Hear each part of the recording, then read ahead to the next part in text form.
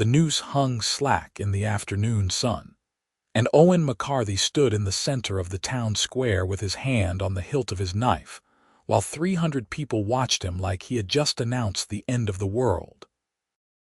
The orc woman swayed on the platform, her green skin slick with sweat, her tusks catching the light as she lifted her chin with a defiance that made something crack open in Owen's chest. They had dragged her from the woods that morning, accused her of stealing livestock, of killing old Brennan's prize bull, of being exactly what everyone expected an orc to be. Dangerous, savage, worthy of nothing but a rope and a drop. Owen had seen the bull.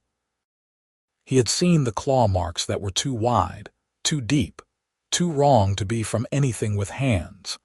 He had tracked enough dire bears in his years as a ranger to know their signature, and he had tried to tell them, tried to explain. But Mayor Darnell wanted blood, wanted spectacle, wanted to remind everyone that humans were safe as long as they kept the monsters out. So here they were. Noon.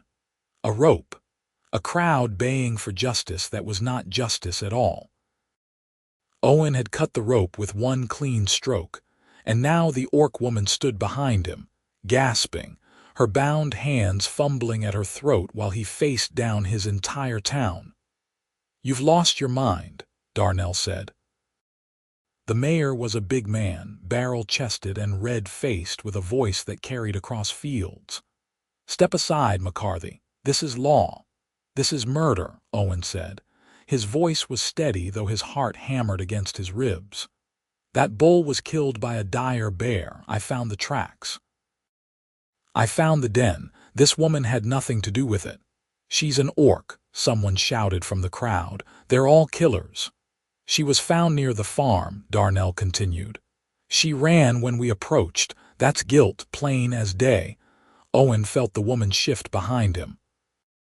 He did not turn, did not take his eyes off Darnell, but he could hear her ragged breathing, could smell the sweat and fear coming off her in waves. "I'd run too if a mob came at me with torches and rope," Owen said. "That doesn't make her guilty. It makes her smart." "You're defending a monster," said Constable Harris. He was younger than Owen, eager to prove himself, and his hand rested on the club at his belt. "You fought in the border wars. You know what they're capable of." "I know what we're capable of too," Owen said quietly. "I know what it looks like when we decide someone is less than human. I've seen it before, and I won't see it here." The crowd murmured, shifting like a living thing. Owen could see faces he had known his whole life. Mrs. Abernathy, who had taught him to read, young Samuel, who worked at the smithy, Garrett the cooper, who made the best barrels in 3 counties, all of them staring at him like he had become a stranger. "Last chance," Darnell said. "Step aside or you'll hang beside her." Owen's fingers tightened on his knife. He was a good fighter, had been a ranger for 10 years before he retired to his farm on the edge of town, but he was one man against 300. The math was simple and ugly. "No," he said. Darnell's face went purple. He gestured to Harris and 2 other men, and they started forward. "Wait," the orc woman said. Her voice was rough like gravel and smoke, but it cut through the tension like a blade. "Wait, I will go. No need for him to die for me." Owen turned his head slightly, catching her in his peripheral vision. She was tall, nearly as tall as he was, with broad shoulders and arms corded with muscle. Her hair was black and wild, matted with dirt and leaves. Her eyes were the color of amber, bright and fierce even now. "You'll go to your death," he said. "Better than yours," she said. "You are fool, human. Kind fool, but fool." "I'm not letting them kill you for something you didn't do," Owen said. "Why?" The question was simple, direct, and it stopped him cold. Why? Because he had seen too much death in the wars. Because he had come home to find peace and could not stomach watching it shattered for a lie. Because when he looked at her, he saw someone who was afraid but refused to break, and that reminded him of the man he used to be before the fighting took pieces of him away. Because it's wrong, he said finally. She stared at him and something shifted in her expression. Surprise, maybe, or confusion, as if kindness was a language she did not speak. Enough of this, Darnell snapped. He nodded to Harris and the constable rushed forward. Owen moved without thinking. He sidestepped Harris's grab, drove an elbow into the man's gut, and sent him sprawling.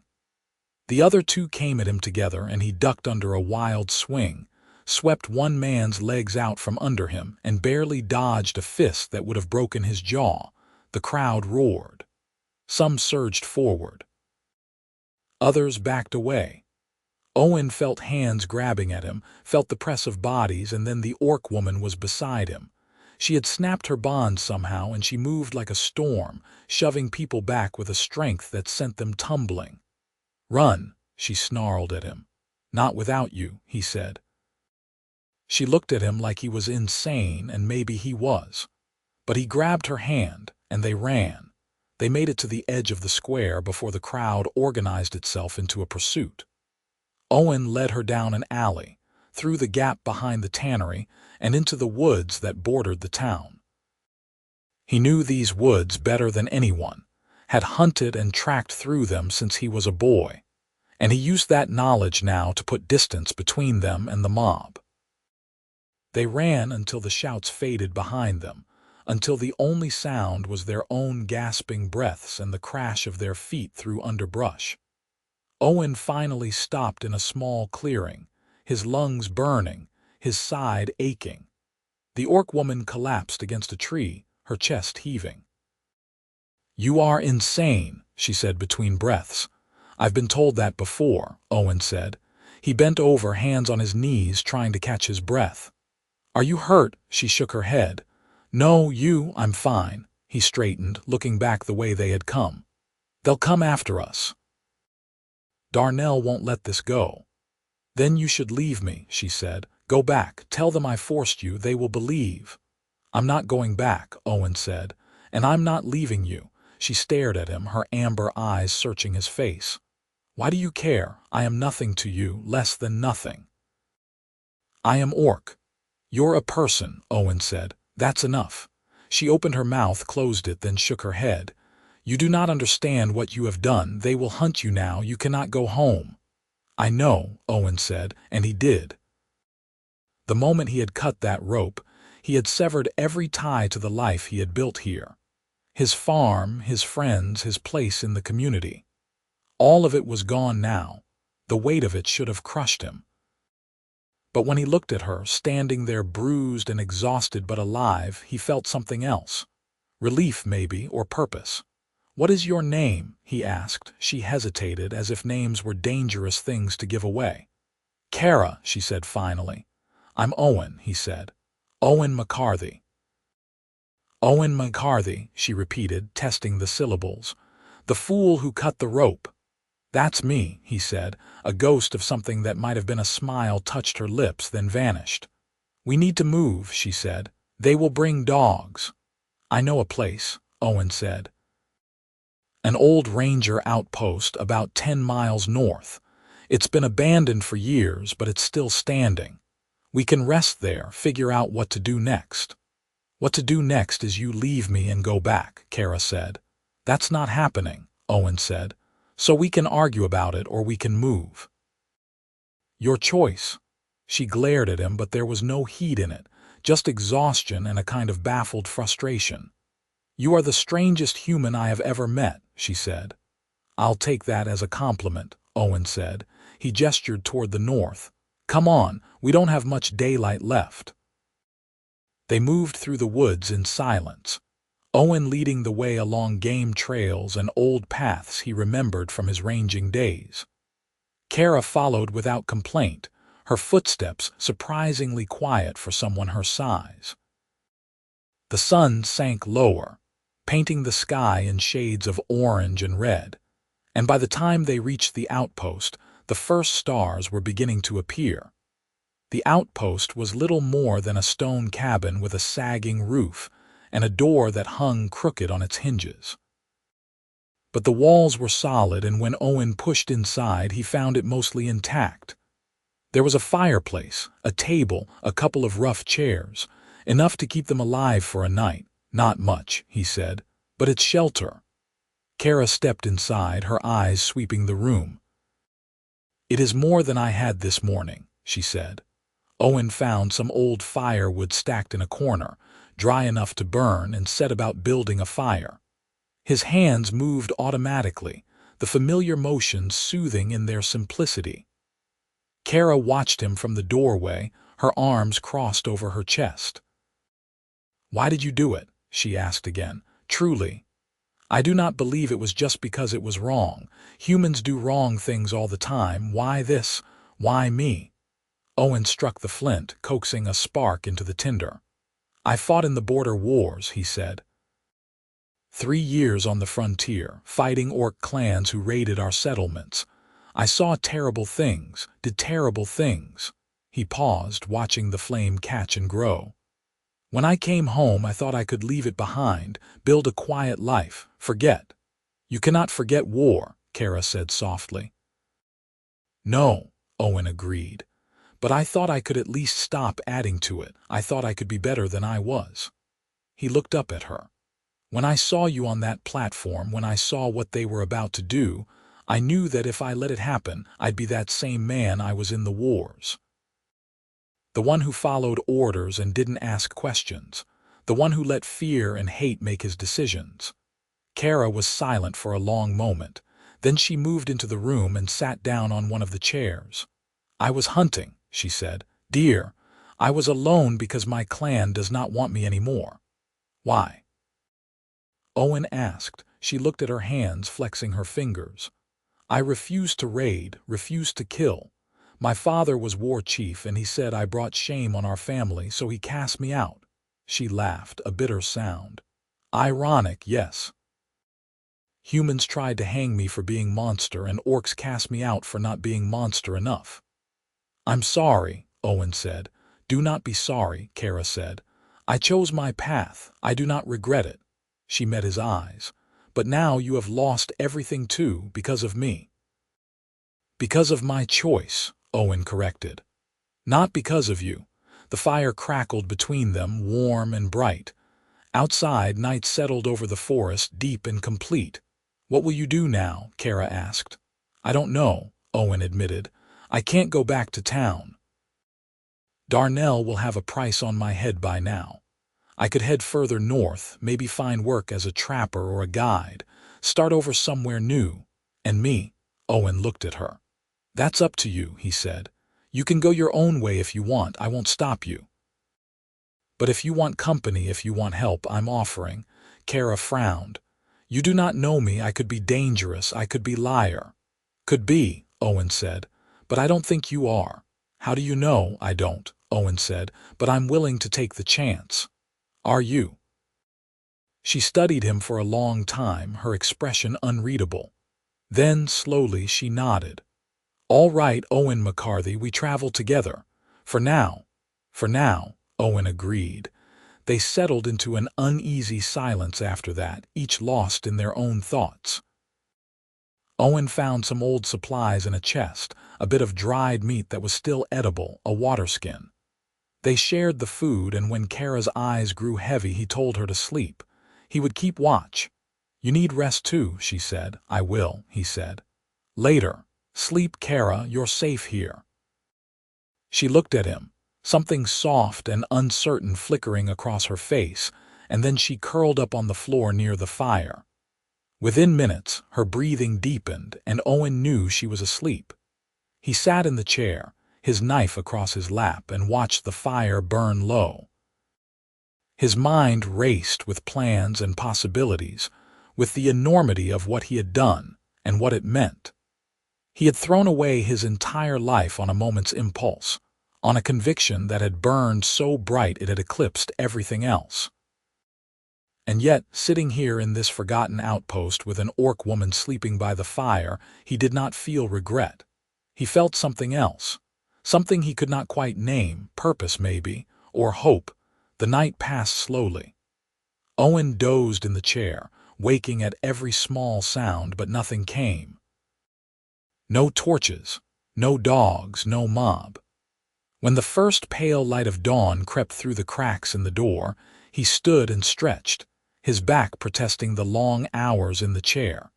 Kara woke when he moved, her eyes snapping open with the alertness of someone who had lived too long in danger. She sat up, looking around, and then relaxed when she saw him. "Morning," Owen said. "Morning," she echoed. She stood, rolling her shoulders. No one came. "Not yet," Owen said, "but they will. We need to keep moving." "Where?" "North," Owen said. "There are mountains up there, old settlements. We can lose ourselves for a while, figure out a plan." Kara nodded. "I know those mountains. There is a valley hidden. My clan used to camp there in winter. It is far, but we could reach it in a few days." "All right," Owen said. "We'll head for the valley." They left the outpost as the sun rose, moving quickly through the forest. Owen kept them off the main trails, sticking to the rough country where pursuit would be harder. Kara proved to be an excellent tracker, pointing out signs Owen missed, warning him of soft ground or hidden streams. They worked together without needing to speak much, a strange synchronicity that surprised them both. By midday, they stopped to rest near a small creek. Owen filled the waterskin while Kara scouted the area. When she returned, she had a rabbit, freshly killed. "I am better at hunting than stealing cows," she said dryly. Owen laughed, the sound surprising him. "I bet you are." They cooked the rabbit over a small fire, and the smell made Owen's stomach growl. They ate in silence, tearing into the meat with the hunger of people who had not eaten properly in too long. "This is good," Owen said. "Rabbit is easy," Kara said. "Wait until I catch a deer." "Ambitious," Owen said. She grinned, and he saw her tusks clearly for the first time. They were small, barely protruding past her lower lip, and they gave her a fierce, wild look that was strangely compelling. "You stare," she said. Owen flushed. "Sorry, I didn't mean to." "It is all right," Kara said. "I stare at you too. You are very pale, like you have never seen sun." "I've seen plenty of sun," Owen said, laughing. "I'm just not green." "Green is better," Kara said, but there was a teasing lilt to her voice. "I'll take your word for it," Owen said. They finished the meal and moved on, pushing deeper into the wilderness. The forest grew thicker, the trees older and taller, and the air took on a different quality, cleaner and sharper. Owen felt the tension in his shoulders ease slightly. Out here, away from towns and people, the world felt simpler. Just survival, just the next step. That night they camped in a hollow between two massive oaks. Owen built another fire and Kara sat close to it, her eyes reflecting the flames. "Tell me about your family," she said suddenly. Owen looked up, surprised. "My family?" "Yes, you know about mine. War chief father who cast me out." "What about yours?" Owen poked at the fire with a stick. "My parents died when I was young," he said. "Fever. I was raised by my uncle, a ranger. He taught me everything. How to track, how to fight, how to survive. When I was old enough, I joined the Rangers myself." "And the war?" 3 years on the border," Owen said. "Like I said, it was brutal. We fought orc raiding parties, defended settlements, did what we were told. I was good at it. Too good, maybe. I started to lose myself in it, started to see every orc as an enemy. It wasn't until I killed a young orc, barely more than a boy, that I realized what I had become." Kara was silent, watching him. "He was unarmed," Owen continued. "Running away, but I saw an orc and I reacted. By the time I realized what I had done, it was too late." He swallowed hard. "I left the Rangers after that, came home, tried to be someone different." "You carry guilt," Kara said. "Yes," Owen said. "Good," Kara said. "Guilt means you have conscience, means you can change." Owen met her eyes. "Your father didn't see it that way." "My father sees only strength and weakness," Kara said. "He does not understand that refusing to kill can be its own strength." She looked away. "I tried to tell him, tried to make him see, but he is old, set in his ways. The clans have always raided, always fought. To stop is to betray everything they are. Do you believe that? Owen asked. No, Kara said. I believe we can be more. I believe there is another way, but I am only one and I am not strong enough to change them. Maybe you don't have to change them, Owen said.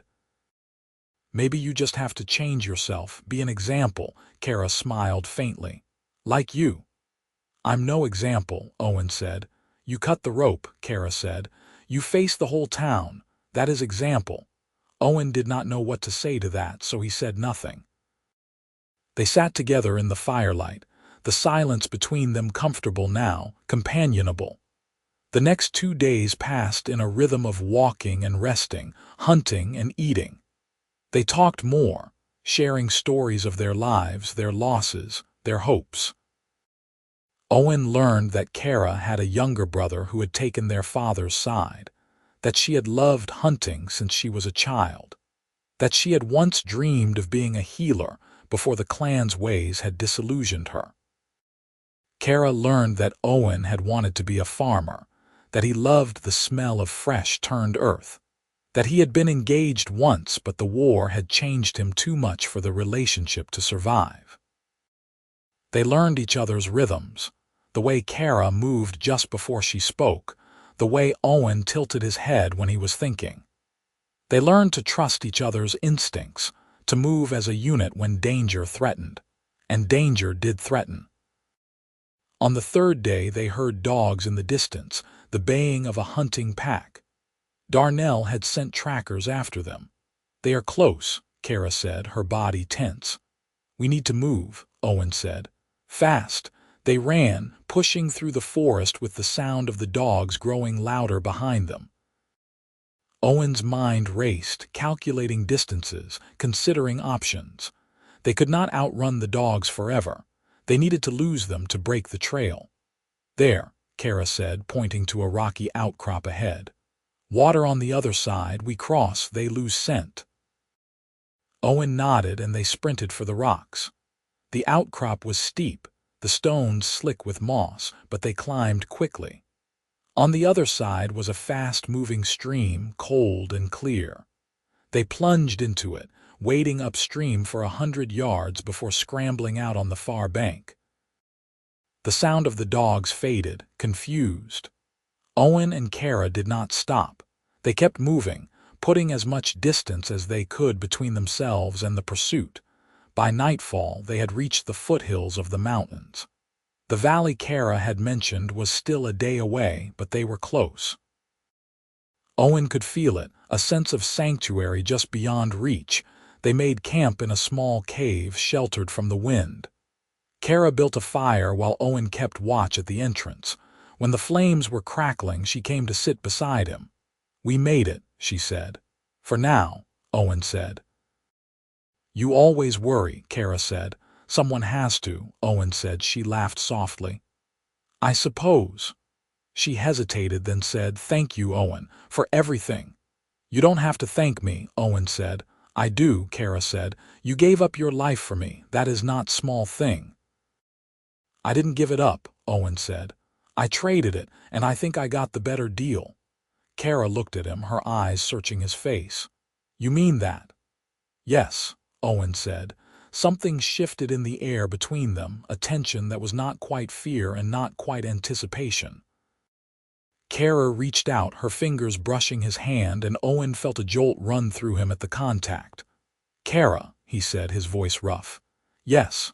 I don't know what this is, he said, but I know I don't want it to end.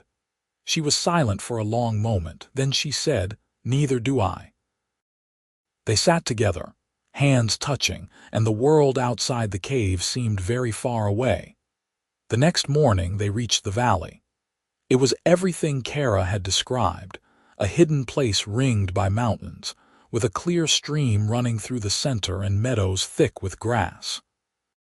There were no signs of habitation, no tracks or fires, just wilderness pristine and untouched. It is perfect, Kara said, her voice filled with wonder. It is, Owen agreed. They spent the day exploring, finding a good spot to build a shelter, a place near the stream where they could fish. Owen felt something settle in his chest, a sense of rightness he had not felt in years. This place, with Kara, felt like home. Over the next weeks, they built a life together. Owen constructed a sturdy cabin using wood from the forest and stone from the stream. Kara hunted and gathered, bringing back deer and rabbits and wild greens. They worked side by side, their partnership deepening with each passing day. And slowly, almost without noticing, the partnership became something more. It started with small things. The way Kara's hand would linger on his shoulder when she passed. The way Owen found himself watching her when she thought he was not looking. The way they sat closer by the fire each night, drawn together by a gravity neither could name.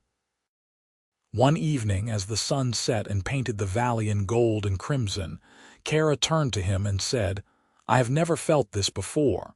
"Felt what?" Owen asked. "This," she said, gesturing between them. "This wanting, this needing." Owen's heart pounded. "I feel it too," he said. "It scares me," Kara admitted. "I do not know what it means. My people do not love like humans do. We mate, we bond, but it is different, practical." "And this isn't practical," Owen said. "No," Kara said. "This is madness. You are human, I am orc. This should not be." "But it is," Owen said. He reached out, cupping her face in his hand. Her skin was warm, her cheek rough with small scars. "It is, Kara, and I don't care if it's madness. I don't care if it shouldn't be. I only care that it is." Kara closed her eyes, leaning into his touch. "What do? We choose," Owen said. "We choose this. We choose each other." She opened her eyes, and they were bright with unshed tears. "I choose you," she whispered. "And I choose you," Owen said. He kissed her then, gently at first, then deeper as she responded. Her arms came around him, pulling him close, and the world fell away. There was only her, only this, only the incredible rightness of it. When they finally broke apart, both breathing hard, Kara laughed. "That was better than I imagined," she said. "You imagined it?" Owen asked, grinning. "Many times," Kara admitted, her cheeks darkening. "Good," Owen said. "So did I." They held each other as the sun set, and Owen felt a peace he had never known. He had lost everything, his home, his place in the world, his entire life. But he had gained something far more precious. He had gained her. The weeks turned into months. Summer faded into autumn, and the valley transformed into a riot of color. Owen and Kara's cabin became a true home, filled with warmth and laughter. They worked together, hunted together, lived together. And at night they lay together, wrapped in each other's arms, and talked about dreams and futures. But the outside world had not forgotten them. One cold morning in late autumn, Kara returned from hunting with a grim expression. "There are tracks," she said. "Human tracks, many of them." Owen's blood ran cold. "How close?" "A mile, maybe less," Kara said. "They are searching." "Darnell," Owen said. "He hasn't given up." "We should leave," Kara said. "Find another valley." Owen looked around their cabin at the life they had built. "No," he said. "I'm tired of running. I'm tired of hiding. If they want to fight, I'll give them one." "Owen, you cannot fight them all," Kara said. "I don't have to fight them all," Owen said. "I just have to make them listen." Kara looked at him like he was mad. "They will not listen. They will kill you." "Maybe," Owen said. "But I have to try. I have to show them that we're not what they think we are, that you're not a monster and I'm not a traitor, that we're just two people trying to live." "And if they do not care?" Kara asked. "Then we fight," Owen said. "Together." Kara stared at him, and then slowly she nodded. "Together." They prepared quickly, gathering supplies, readying weapons. Owen strapped on his old ranger's sword, the weight of it familiar and heavy. Kara took a spear she had made, the shaft straight and strong. They did not have to wait long. By midday, the search party emerged from the trees. 20 men, led by Constable Harris and backed by Mayor Darnell. They spread out when they saw the cabin surrounding it. Owen stepped out, his hands raised but not surrendering. Kara stood beside him, her spear planted in the ground. "Owen McCarthy," Darnell called, "you're under arrest for treason and aiding a criminal." "She's not a criminal," Owen called back. "She's innocent and you know it." "She's an orc," Harris said. "That's all we need to know." "No," Owen said. "That's not enough. You taught me to think, Mayor. You taught me to question, so I'm questioning this. I'm questioning a system that condemns someone just for what they are, not what they've done." "You've been seduced by her," Darnell said. "You've lost your way." "No," Owen said. "I've found it. For the first time in my life I know exactly where I'm supposed to be, and it's here with her." Kara glanced at him, her expression unreadable. "You have one chance," Darnell said. "Come back with us, face justice. We'll be lenient if you cooperate." "And her?" Owen asked. Darnell said nothing.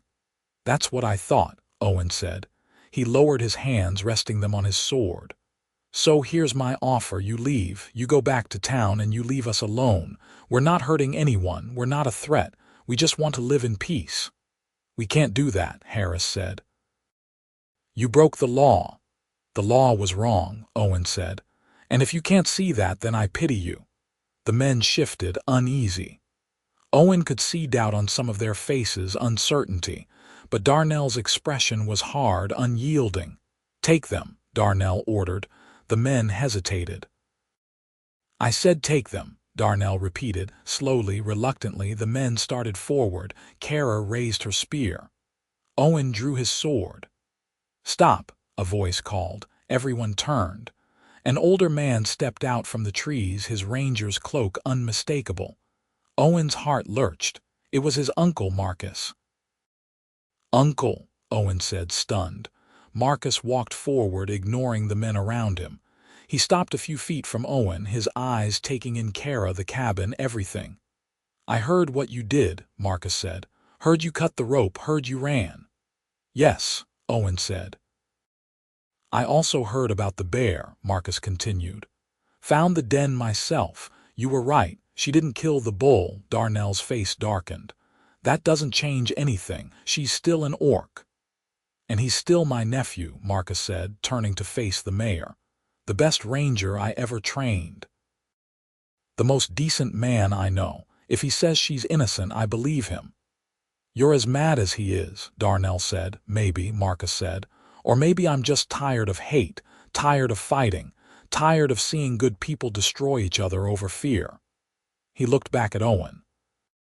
"You found something here, boy, something worth protecting. I can see it." "I did," Owen said. Marcus nodded. Then he turned to the men. "Any of you who want to follow Darnell, go ahead, but I'm not arresting my nephew for doing the right thing. And I'm not killing an innocent woman just because she's different." The men looked at each other. One by one, they lowered their weapons. "You're all cowards," Darnell spat. "No," Marcus said. "We're just done with your hate, your fear-mongering. Go back to town, Darnell. Leave them alone." Darnell looked around, saw the rebellion in the men's faces, and his shoulders sagged. "This isn't over," he said. "Yes, it is," Marcus said. "It's over." Darnell glared at Owen one last time, then turned and stalked back into the trees. Harris and the other men followed, their footsteps fading. Owen let out a breath he did not know he had been holding. Kara lowered her spear. Marcus walked up to Owen and pulled him into a hard embrace. "You scared the hell out of me, boy," he said. "I'm sorry," Owen said. "Don't be," Marcus said. He pulled back, looking at Kara. "You must be the woman worth giving up everything for." Kara nodded. "I am Kara, Marcus," he said, extending his hand. Kara took it and he shook firmly. "You take care of my nephew, you hear?" "I will," Kara said. Marcus smiled. "Good." He looked back at Owen. "You've made your choice and I respect it. But know this, you're always welcome home. Both of you." "Thank you," Owen said, his voice thick. Marcus clapped him on the shoulder, then turned and walked back into the forest, leaving them alone. Owen and Kara stood together in the clearing, the silence profound. Then Kara started to laugh, a bright, incredulous sound. "We are alive," she said. "We are," Owen agreed. She threw her arms around him and he held her tight, burying his face in her hair. They stood like that for a long time, just holding each other, feeling the enormity of what had happened. "What now?" Kara asked when they finally pulled apart. "Now we live," Owen said. "We build, we make this place a home. A real home." "Together," Kara said. "Together," Owen agreed. The winter came, harsh and cold, but the cabin was warm and the stores were full. Owen and Kara settled into a routine, a life that was simple but rich. They hunted and cooked, repaired and built, and through it all they grew closer, their bond deepening into something unbreakable. One evening, as snow fell softly outside, Owen turned to Kara and said, "I want to make this official." "Official?" Kara asked. "I want you to be my wife," Owen said. "I know we're different, I know it's not traditional, but I don't care. I love you, Kara. I want to spend the rest of my life with you." Kara's eyes widened. "You want to marry me?" "Yes," Owen said, "if you'll have me."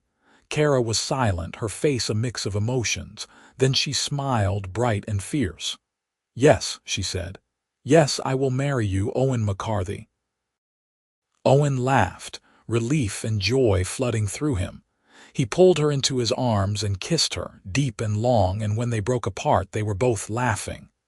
"How do we do this?" Kara asked. "I do not know human marriage customs."